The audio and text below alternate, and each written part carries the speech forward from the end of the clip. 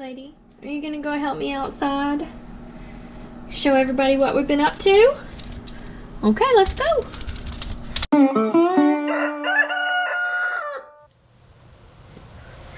There is a brisk, cold breeze blowing right now. Oh my goodness, but it is gorgeous out here. The sun is shining, and I don't know how y'all are handling this time change, but it's been a little rough around here. We get home in the dark. I get up in the morning in the dark, and I get home in the dark from work. And today is a bit of a rarity.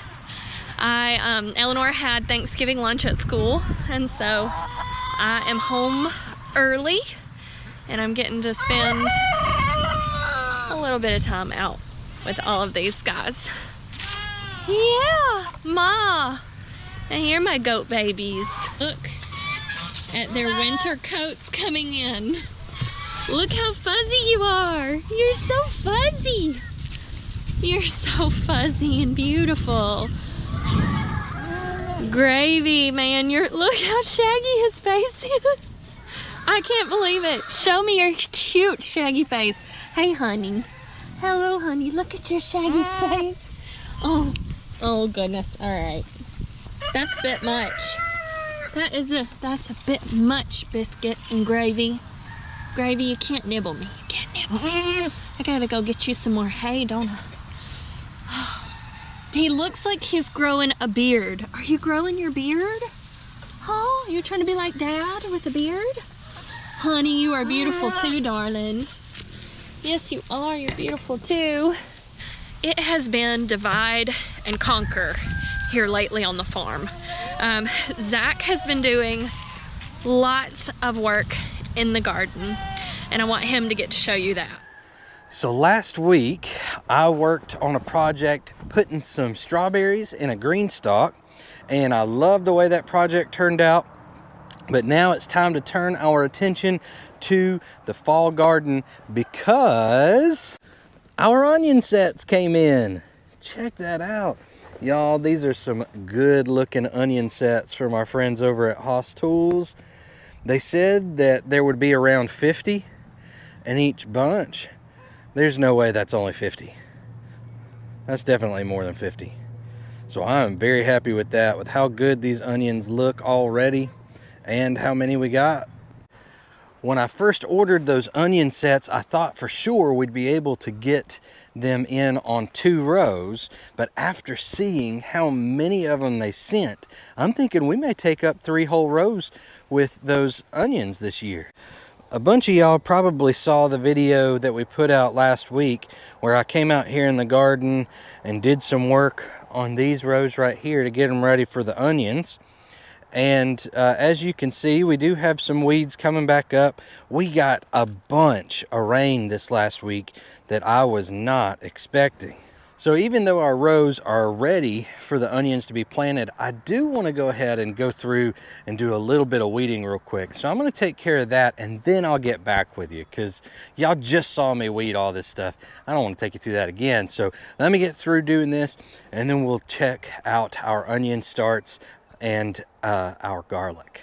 That is much better. Went through and got all the weeds out. You can see the weeds just kind of laying there.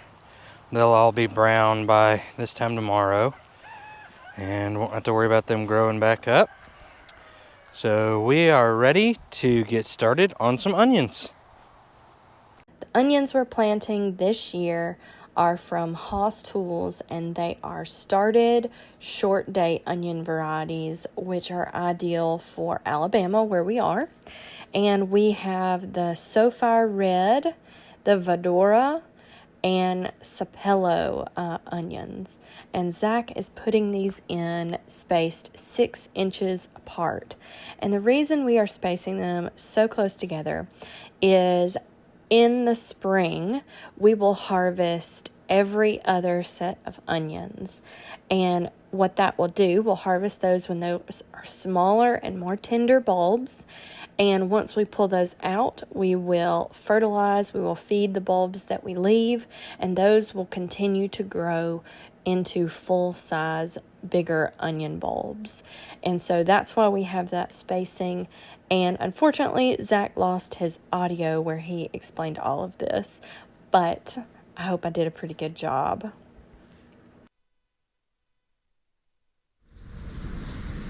So I finally have gotten around to planting our garlic, and so I am going to be planting garlic cloves every 6 inches along my drip tape.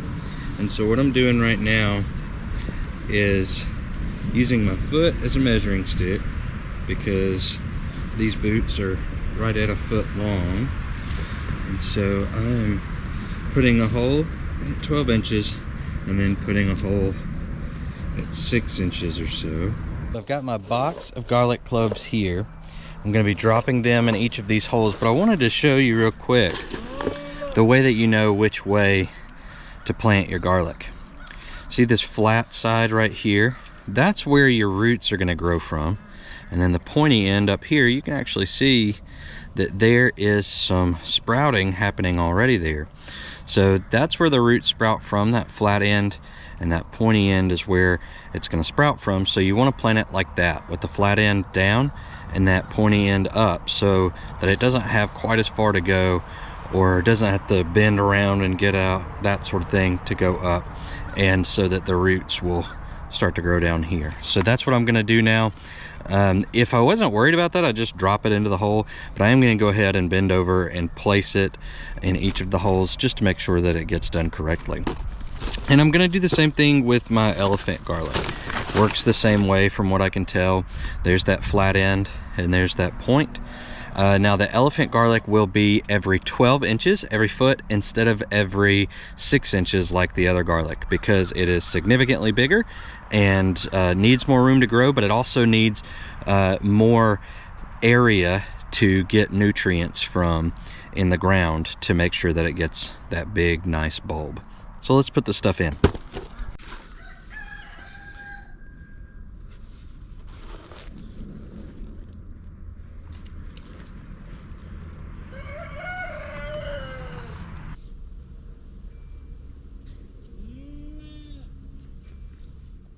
Alrighty, so now I'm going to fertilize everything I just planted with my Haas fertilizer injector through my drip tape.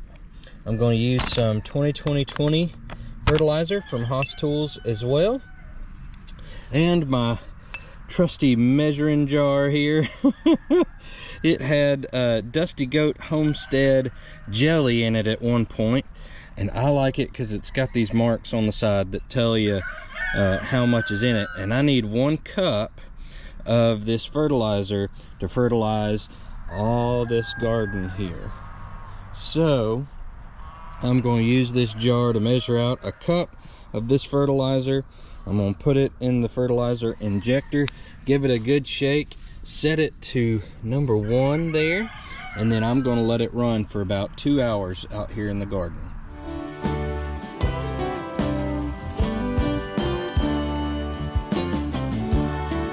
Zach takes such good care of our garden, and he says cultivate gratitude.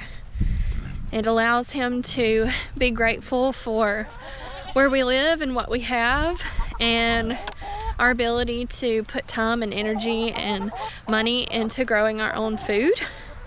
And I'm really proud of him for that. That's something that everybody needs a hobby, and he has found his in gardening. Well, just like everybody right now, we aren't getting a whole lot of eggs because it's wintertime. Chickens need, we've got only 2 out here in the pasture. Chickens are at their peak laying capability when there is 16 hours of daylight. So that's in the spring. That's why you don't get many eggs in the winter. Combined with molt. Molting is when they lose majority of their feathers. Some molt harder than others. Usually every few years they'll go through a hard molt where they lose a lot. Don't have any eggs in here either.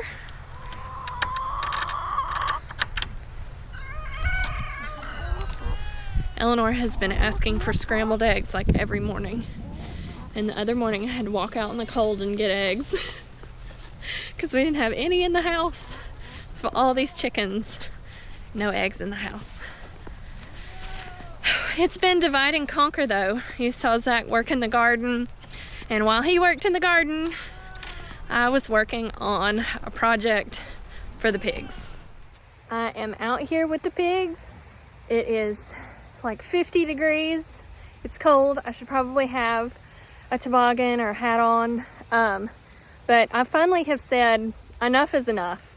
I want to take hay into the pigs, and if I do that, I have to fight the goats to go through the gate over there. That's the goat gate that leads into the pig paddock. And I don't want to deal with that anymore. I'm done with it. I'm putting a gate in at the pig paddock so I can just go straight in, directly access everything I need to do for them. Zach is over there getting our onions planted before this super cold weather gets here. We had originally thought we were going to take this post and put it right here because that post is crooked. We were going to put that post right there and put the pig gate there where it would open this way. And I don't have time to do that today. I don't have time to put in a post, dig the hole, concrete it in. And I wanted a quick solution because we're going to be changing all of this again when we do the big goat paddock that we're still trying to work out. But I needed a quick solution. If you watch our videos, you know Rooster just got out the other day while we were on vacation. The electric fence was off and he pushed out a corner down there.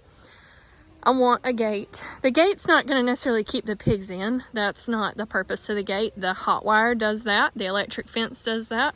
And all we have is a single strand wire down here. You cannot see it, but it is there. The little yellow post. Yep, he just got scared. The little yellow insulator right there. Lucille, you're going to show us? You're going to show us the insulator? Well, the insulator is what is holding the wire all the way around their paddock. And I need to get in here. I need to do some cleanup.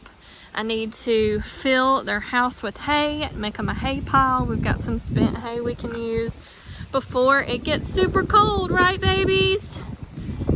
And with having to go through the goats' paddock to get to the pigs, we never planned for that to be permanent. The goats are moving. The pigs are on their permanent place. They're not going to move from here as far as we know. We have plans for a little barn shelter for them. But pigs don't need much other than just being able to stay out of the wind and the rain.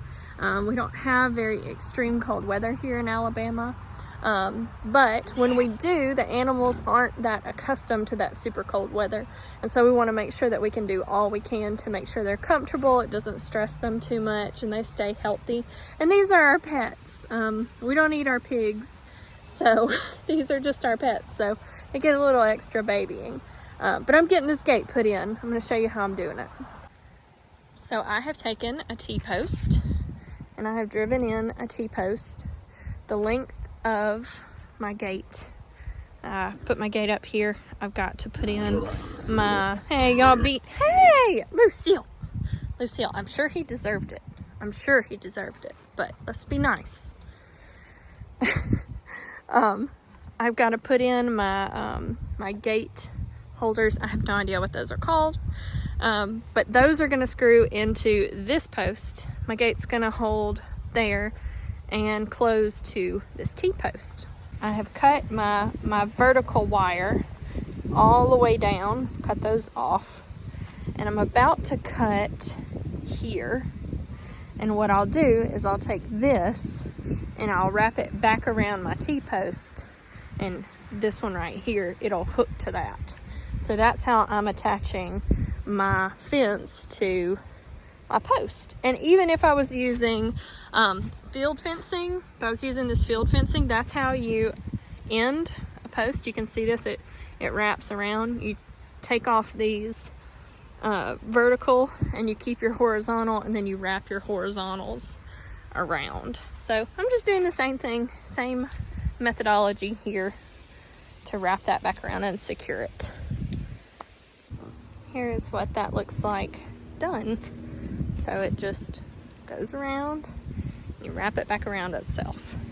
And now I have to do all of these, and I have got a bucket of goodies for my baby. I've got a bucket of goodies to distract them with in a little bit when this is just wide open. Yeah, I sure do. I have bagels for you. I have bagels for you. Lucille, do y'all need one now? Do you need one now? Here. Get it. Oh no, you're gonna lose it. Oh no. Here, Lucille, baby. Oh, and they're off. You stayed. Is she okay? Duke. Oh, Rooster, your tusks, buddy. I think we're gonna be cutting those soon. They are getting long. Look how long they are. That's happened fast. Yep, for our safety and for the girls' safety. Lucille, if you'll come here, I'll give you one. Lucille. Look at her. Peanut is literally running with hers. Here, baby. Here. Come here. Here you go. It's okay. Why are you scared of it? Oh, she's gonna come steal it again. You better get it. Y'all, these bagels are hard. Y'all, look at Peanut. She went all the way over there to eat hers. Rooster's eating his over there. Lucille's gone over here. That tail. Lucille! Alright, they're distracted for a minute, and then they're probably going to start fighting. But we are going to have to use some, I think it's called jilly wire, to cut Rooster's little tusks that are coming in, because he can gouge the girls. They don't fight bad or anything, but it only takes like one incident. Peanut is coming in hot. I know this bucket's here. I gotta get back to work. So that I don't risk any mishaps of the pigs getting out. No, not getting out today. I've done my post. I've got that wrapped all the way down, but the last one down here I've left connected. And I'm gonna pull this back. I'm gonna take my gate in there and my drill and these things. I don't know what these are called. Probably male gate ends is my guess, because it goes like that and holds your gate up. But I'm gonna put those on. I'm gonna do it all inside though, to keep them from coming over here. Peanut said, "What's this stuff? You better not steal it. You better not take it. You can't take my stuff." Look at her, y'all. You can't take my stuff. You sure can't. You sure can't take my stuff. Not my tools. Now I gotta get my gate in here. It's out there. Alright, y'all behave. So something about the way I'm doing this, I'm going to point out. I've got my T-post here, and I want my gate to swing out. And so I've done my T-post close enough to how the gate's going to be hung, that spacing, where the post is going to hit it. And that is very important too. I don't want it pushing into my hot wire and shocking me with the gate, which has happened multiple times with the goat's gate. So I've got my gate done that way. It's going to swing out, and I have held it up over here and marked. Now these do have play. You can loosen these bolts and you can move them up and down, but you can see I only have so much play in this area and down there. So I held it up here, and I have marked where I'm going to be putting in these. So that's my next step, working on it now. Pigs are distracted, except for Lucille, who is going to give me away. But I've got my gate cut, my fence cut on this side. Still got that one piece down there holding it there. And I'm screwing these in. And the way I do that, take a wrench.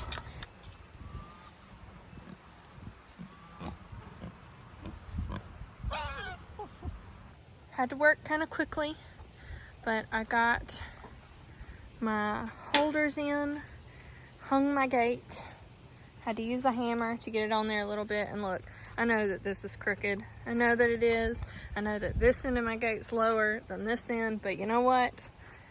It's pretty good for a very, very quick job. Quick job. It's cold. The sun's going down. We have an important conference call in just a little bit, and I'm trying to get my babies set up.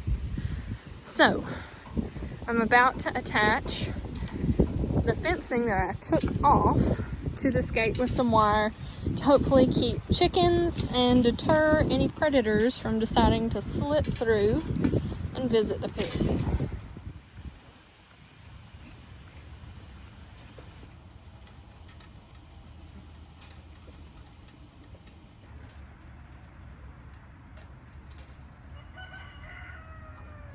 I took my wire. Now I'll tell you, I think wire, spare wire, is something super valuable on a homestead. But this is a way I like to attach fencing or join fencing, like in our chicken coops and stuff, our welded wire. I just weave it. I'm not having to make a bunch of cuts, and I feel like I use less. I did 2 in the middle, and I wove the bottom. And I wove the top, and it's on there.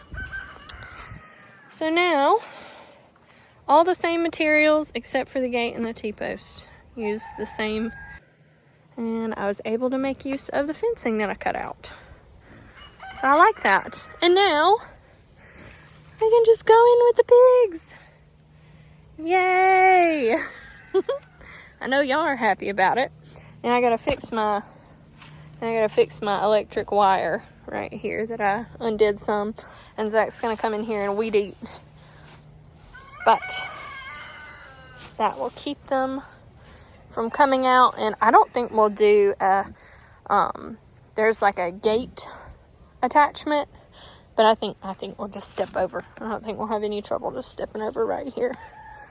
Yeah, that simple project that took me like 25 to 30 minutes has already been a huge time saver for us. We should have done it way sooner, but I've learned simple projects and quick fixes are super helpful on a farm. Just go on and take care of it. Go ahead and put something temporary in instead of waiting for the long term, because when we do long-term things, we want it to be exactly right, and we want it to be thought out and thoughtful, and that's just not what the necessity is on a farm most of the time. You just need a solution, and you need it then. And I'm glad that I did that. I wish I had done it sooner, but it's helped us a lot. And I can easily take hay in there now for them for the winter. There he is. There he is. What have you been doing? Sit. What have you been doing? What have you been up to? Can you show them, Lady? Can you show them our Broody hen? Can you come help show them? You can? All right, let's go show them. Come here. She's got to do a circle. All right, let's go show them. Come here. Oh, it's winter. We're in the barn. And what do we have here? Look at this girl. Please don't peck me. Please don't peck me. Oh, she's a good one. She's not gonna peck me. But look at this. She's sitting on eggs in a box that I had saved some feathers in from rooster processing. Oh, she does not like Lady. Lady, you found her. Lady, you found her. Good job. She doesn't want Lady to mess with her. You're a good mama, though. I guess she's gonna hatch some chicks in here, y'all. Here is Mr. Goat, the rooster, who has decided he doesn't want to be a goat anymore. He's living the chicken life. The head rooster in our free-range pasture flock has decided that goat is acceptable to be part of the flock, so they are now 2 males in this flock of about 25 hens, and they are doing great. Daddy's not running him off anymore. So he has moved on from the goat life. Let's go give the pigs some fresh hay.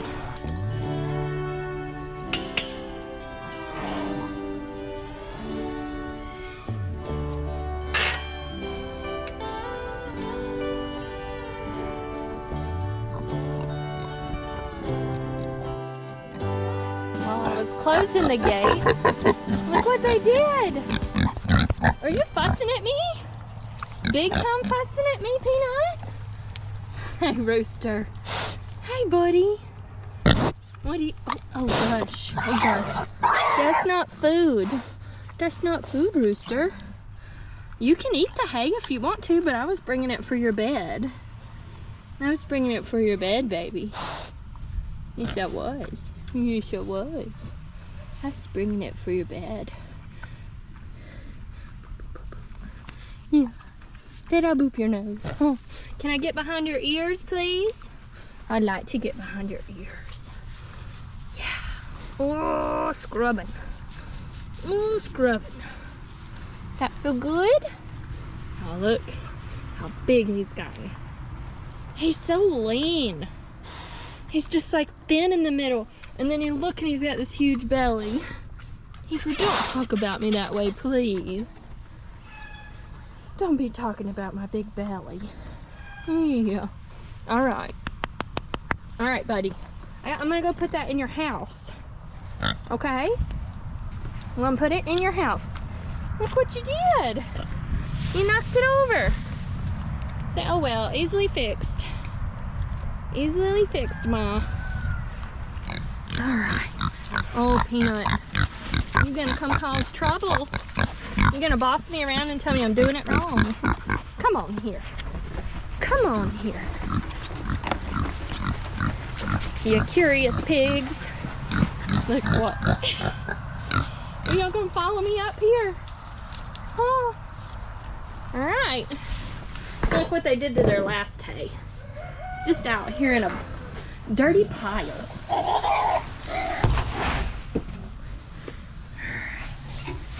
Put this in here.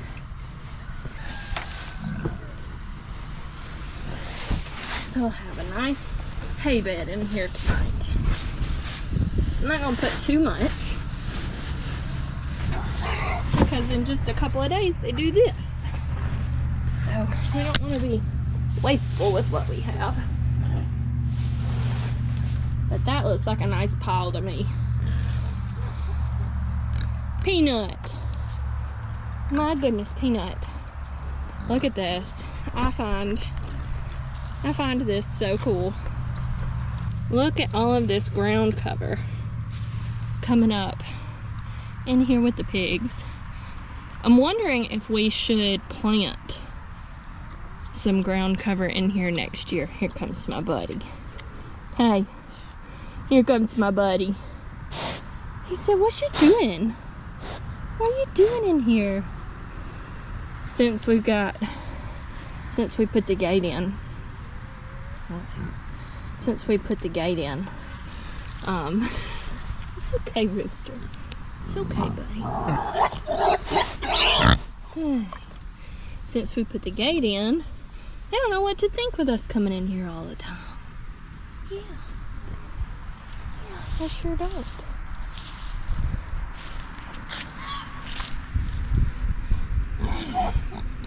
Hey, sweet boy. Hey, sweet boy. Y'all want to eat? Y'all ready for dinner?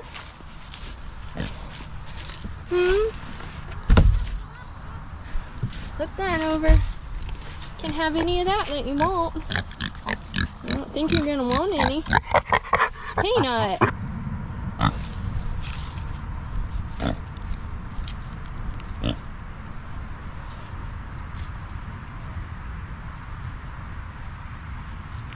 Do you approve of my work? Do you approve? He answered me. Do you approve of my bedding? Did I fluff it enough? Did I do a good job? Did I make a good bed, Rooster? Did I make a good bed? Huh? Did I? I think I did pretty good. I think I did pretty good. Look at your beautiful eyes. Your smart eyes. Hey, buddy. You're so smart. Look at these teeths. Oh, look at those teeth. We're gonna have to cut them soon. And that is not gonna be a fun ordeal, is it, buddy? Don't want y'all to be able to poke each other, though. I know. Don't want you to be able to poke each other. Yeah. You're a good boy. You're a good pig. All right, I'm gonna go. I got other stuff to do. I can't stay in here loving on you all day. Good night. That good bed. Hey, my Lucille. Miss Lucille. Where you going? She said, what are you doing? Miss Lucille is just my baby. Or just my baby. Rooster, you're gonna get the camera dirty, buddy. You're gonna get it dirty. She's gonna get it dirty. Do I smell good? I must smell really nice. Do I smell like Thanksgiving lunch from school? I bet I do. I bet that's what you smell. Lucille's gonna go check out my bed now. What did you think? What did you think about the bed? Did you think it turned out good? They just want to know why I haven't given them their dinner. Okay, look, y'all can see how much, when it's just the two of them in the frame, you can see how much they look alike, but they're totally different sizes and body types. But their patterns, their markings look so similar. You cannot jump up on me like a dog, Rooster. He was about to jump up on me like he's a big old puppy dog.